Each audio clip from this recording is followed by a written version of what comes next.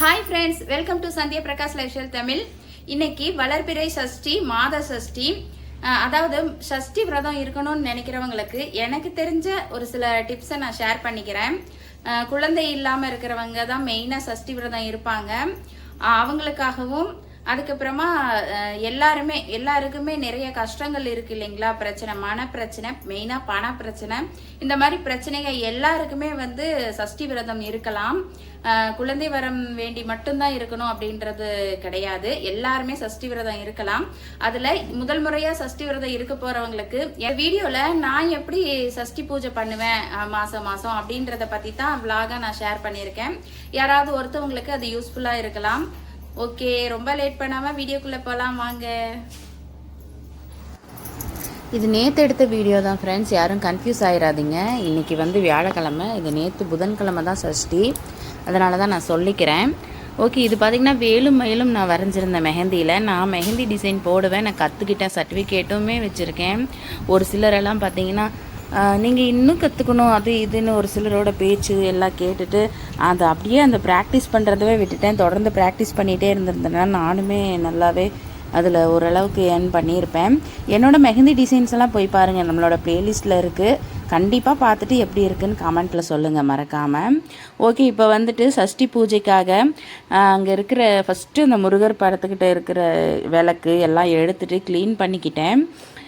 ஏன்னா நம்ம சிலையும் வேலும் வச்சுருக்கிறதுனால கண்டிப்பாக சஷ்டி அன்னைக்கு சிலை வச்சுருந்தீங்கன்னா, வேல் வச்சுருந்தீங்கன்னா அபிஷேகம் பண்ணுங்கள். மற்ற நாட்கள் எல்லாம் பண்ணுறீங்களோ இல்லையோ, சஷ்டி அன்னைக்கு கண்டிப்பாக அபிஷேகம் பண்ணுங்கள், ரொம்பவே நல்லது. இப்போ பார்த்திங்கன்னா நான் பிரம்ம முகூர்த்த பூஜை பண்ணிகிட்ருக்கேன். அது என்னாச்சு அப்படின்னு பார்த்தீங்கன்னா, இன்றைக்கி 6:30 மணிக்கு மேலே தான் சஷ்டி ஆரம்பம் காலையில். அதனால் நானுமே லேட்டாக தான் இன்றைக்கி இந்த பூஜையை பண்ணுறேன். ஏன்னா சஷ்டி டைமில் பண்ணலாம் அப்படின்றதுக்காக. இப்போ மேலே அந்த இடம்லாம் க்ளீன் பண்ணிவிட்டு அந்த சிலைகளெல்லாம் மண்டபத்தோடையே கீழே இறக்கி வச்சிட்டேங்க. ஏன்னா இந்த டேபிள் மேலே வச்சு தான் நான் அபிஷேகமெல்லாம் பண்ண போகிறேன். ஏன்னா அது செல்ஃபில் இருக்கிறதுனால நம்ம கீழே உட்காந்துட்டு அபிஷேகம்லாம் பண்ணிவிட்டு அதுக்கப்புறமா எடுத்து வச்சுக்கலாம் அப்படின்ட்டு எல்லா பொருளுமே கீழே இறக்கி வச்சுட்டேன். இது அபிஷேகம் வீடியோ பார்த்திங்கன்னா நான் ஆல்ரெடி எப்படி அபிஷேகம் பண்ணுவேன் அப்படின்றதுக்கும் நான் வீடியோ கொடுத்துருக்கேன். கண்டிப்பாக நான் டிஸ்கிரிப்ஷனில் லிங்க் கொடுக்குறேன், இல்லைன்னா ஐகார்டில் லிங்க் கொடுக்குறேன். கண்டிப்பாக போய் செக் பண்ணி பாருங்கள். எல்லாமே நம்மளோட ப்ளேலிஸ்ட்டில் போய் பார்த்திங்கனாவே இருக்குங்க. விலாக் வீடியோஸ்ன்ற ப்ளேலிஸ்ட்டில் பார்த்திங்கன்னா இருக்கும். ஓகே, இப்போ அந்த மண்டபத்தில் இருக்கிற முருகரை எடுத்துகிட்டு அந்த அரிசியெல்லாம் எடுத்துகிட்டு அந்த அரிசியெல்லாம் என்ன பண்ணுவேன் அப்படின்னு பார்த்தீங்கன்னா, அது பிரதிஷ்டை பண்ணுறதுக்காக போட்ட அரிசி, அது புதுசாக தான் மறுபடியும் போடுவேன். இந்த அரிசியை அந்த பூஜை அறை குப்பைகள்லாம் இருக்கும் இல்லைங்க, அதில் சேர்த்துருவேன். அந்த பூவு எல்லாம் வைப்போமே அதில் சேர்த்துருவேன். அந்த மண்டபத்தையுமே வாஷ் பண்ணிவிட்டு பொட்டெல்லாம் வச்சு அந்த இடத்துலையே எடுத்து மேலே வச்சுட்டேங்க. மண்டபம் மட்டும் இல்லை, அந்த பூவுமே வாஷ் பண்ணி வெளியில் கொஞ்சம் நேரம் காயிட்டுன்னு காய வச்சுருக்கேன். ஓகே, இப்போ வேலு ரெண்டுக்குமே அந்த பிளேட்டில் வச்சு தான் அபிஷேகம் பண்ண போகிறேன். நான் ஏற்கனவே சொன்னது போல தாங்க, அபிஷேகத்துக்கு தேவையான பொருட்கள் எல்லாமே எடுத்து பக்கத்தில் வச்சுக்கணும். இப்போ அபிஷேகம் பண்ணுறதுக்கு முன்னாடி எல்லாமே ரெடி பண்ணிகிட்ருக்கேன். வெத்தலை பாக்கு, வாழைப்பழம் தான் நான் வச்சுருக்கேன்.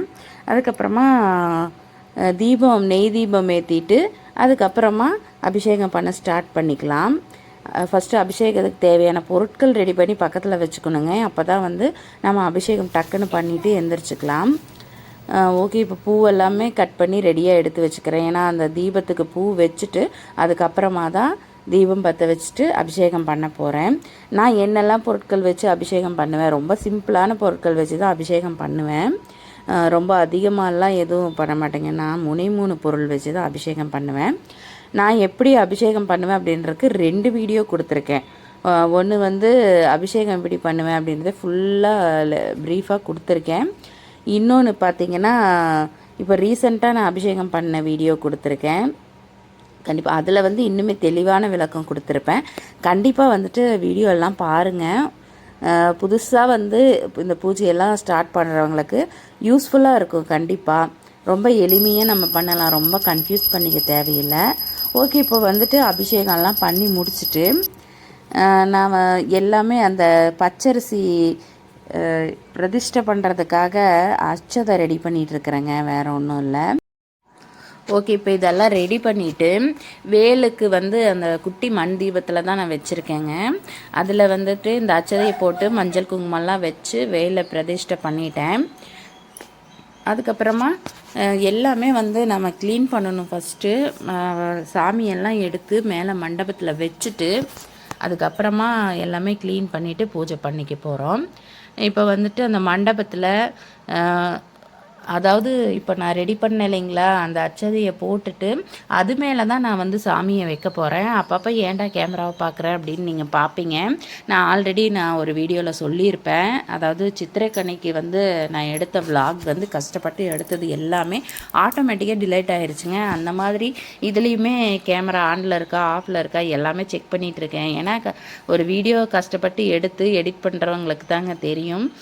நிறைய பேருக்கு வந்துட்டு இதில் என்ன கஷ்டம் அப்படின்னலாம் சொல்கிறவங்க இருக்காங்க. இருந்தாலும் அது பண்ணுறவங்களுக்கு தான் எந்த ஒரு வேலையுமே செஞ்சு பார்த்தா தான் தெரியும்னு வடிவேல் டைலாக் மாதிரி தாங்க. பண்ணுறவங்களுக்கு தான் அதை பற்றின பிரச்சனை எல்லாமே தெரியும். ஓகே, இப்போ வந்துட்டு நெய்வேத்தியத்துக்காக பால் இப்போ நல்லா தெரிஞ்சுக்கோங்க. ஒரே ஒரு விஷயம் சொல்கிறேன். இப்போ நெய்வேத்தியமாக வைக்கிறோம் இல்லைங்களா, அந்த பால் காய்ச்சி தான் வைக்கணும். இந்த பால் இப்போ நான் வைக்கிறது வந்துங்க அபிஷேகம் பண்ண பால். இந்த பால் காய்ச்சாத பால் தாங்க அபிஷேகம் பண்ணணும் எப்பவுமே. நெய்வேத்தியத்துக்கு வைக்கிறது காய்ச்சின பாலில் நாட்டு சக்கரை போட்டு வச்சுருக்கேன். ஓகே, எல்லா தீபமும் பற்ற வச்சுக்கலாம். எல்லா தீபம் ஏற்றிட்டு அதுக்கப்புறமா ஊதுபத்தி கற்பூரம் காமிச்சிட்டு எல்லாருக்காகவும் திருப்தியாக வேண்டிக்கலாம். அதுக்கு முன்னாடி நான் ஏற்கனவே சொன்ன மாதிரி அதுக்கு அந்த ஷெல்ஃபுக்கு கீழே தாங்க நான் அபிஷேகம் பண்ணியிருக்கேன். அதை எல்லாமே ஃபஸ்ட்டு கிளியர் பண்ணிக்கலாங்க. ஏன்னா ஃபஸ்ட்டு வந்து அந்த இடம் வந்து சுத்தமாக இருக்கணும் இல்லைங்களா, அதனால் அந்த டேபிளெல்லாம் ரிமூவ் பண்ணிவிட்டு அங்கே இருக்கிறதெல்லாம் எடுத்து அங்கங்கே வச்சுட்டு சுத்தமாக க்ளீன் பண்ணிவிட்டு அதுக்கப்புறமா தான் நாம் வந்துட்டு ஊதுபத்தி கற்பூரம் காமிச்சு தீபாராதனை காமிச்சு சாமி கும்பிட போகிறோம். அந்த பூ காமிச்சேன் பார்த்தீங்களா, அது வந்து சாமிக்கு அபிஷேகம் பண்ணும்போது யூஸ் பண்ணியிருப்போம். அந்த பூ வந்து நான் தலையில் வச்சுக்கிட்டேன். புதுசாக தான் கட் பண்ணி சாமி படத்துக்கு சிலைகளுக்கெல்லாம் போட்டிருக்கேன். இப்போ எல்லாமே கூட்டி விட்டுட்டு நம்ம வந்துட்டு இப்போ அந்த பிளாஸ்டிக் மாலை காஞ்சிருச்சு, அதையுமே நம்ம வந்து சாமிக்கு போட்டுக்கலாங்க. போட்டுட்டு அப்புறமா பூஜை பண்ணிக்கலாம். இப்போ அந்த மாலை போட்டுட்டேன். அப்புறம் என்ன பிரச்சனைன்னு பார்த்தீங்கன்னா, அந்த அரளிப்பூ எடுத்து மேலே போட்டுட்டேன். ஏன்னா இது நம்ம ரிமூவ் பண்ணுவோம் அரளிப்பூ, அந்த மாலை அப்படியே இருக்கும் அப்படின்றதுனால அதை வந்து மேலே போட்டுக்கிட்டேன். ஓகே, இப்போ வந்துட்டு பார்க்கவே எல்லாமே எப்பவுமே வந்து சாமியை வந்து காய விடக்கூடாது. மாதத்தில் ஒரு முறையாவது அபிஷேகம் பண்ணணுங்க. சிலை வச்சுருக்கிறவங்களுக்காக சொல்கிறேன். வேல் வச்சுருந்தீங்கனாலும் இதே தான், காய விட்டுறக்கூடாது. ரொம்பவுமே அபிஷேகம் பண்ணிடணும் கண்டிப்பாக. தொடர்ந்து வாரம் செவ்வாய்க்கிழமை பண்ண முடியல அப்படின்னா கூட செவ்வாய்க்கிழமை பண்ணுறது சிறப்பாக இருக்கும். செவ்வாய்க்கிழமை பண்ண முடியல, வாரம் பண்ண முடியலன்றவங்க மறக்காமல் இந்த சஷ்டியை மட்டும் மிஸ் பண்ணிடாதீங்க. அது தேய்பிறை சஷ்டியாக இருந்தாலும் சரி, வளர்ப்பிறை சஷ்டியாக இருந்தாலும் சரி. நான் விரதம் இருப்பேனா அப்படின்னு கேட்டிங்கன்னா விரதமெல்லாம் நான் இருக்க மாட்டேங்க. இது வந்து இன்றைக்கி வீடெல்லாம் க்ளீன் பண்ணிவிட்டு சமையல்லாம் முடிச்சுட்டு பூஜை பண்ணிவிட்டு அதுக்கப்புறமா தான் நான் சாப்பிட்டேன். அதுவே பார்த்திங்கன்னா மதியம் சாப்பாடு தான் சாப்பிட்டேன். மதியம் 1 மணிக்கிட்ட ஆயிடுச்சு. இப்படி தாங்க நான் விரதம் இருக்கிறேன் அப்படின்னு நாம் இதை சொல்லிட முடியாது இல்லைங்களா. காலையில் நான் சாப்பிடல, குளிச்சுட்டு பூஜை பண்ணிவிட்டு அதுக்கப்புறமா சாமி கும்பிட்டு அப்புறமா தான் சாப்பிட்டேன். ஓகே, இன்றைக்கி பார்த்திங்கன்னா முடிஞ்ச அளவுக்கு கந்த சஷ்டி கவசம் இந்த மாதிரி இருக்கிறதெல்லாம் படிக்கலாம்.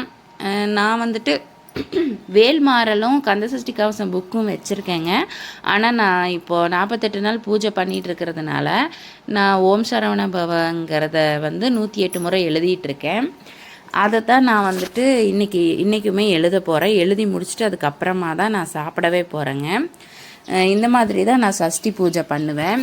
கண்டிப்பாக நீங்களுமே வந்து இதே மெத்தடை ஃபாலோ பண்ணுங்கள். நான் எழுதி முடிச்சுட்டு அதுக்கப்புறமா இன்றைக்கி என்ன சமையல்னு பார்த்தீங்கன்னா, சாப்பாடு, கேரட், பீன்ஸு, முட்டைக்கோசு 3மே போட்டு பொரியல் பண்ணியிருக்கேன். அதுக்கப்புறமா ரசம். அவ்வளோதாங்க, சிம்பிள் மெனு தான். இந்த வீடியோ பிடிச்சிருந்தால் ஒரு லைக் பண்ணுங்கள்.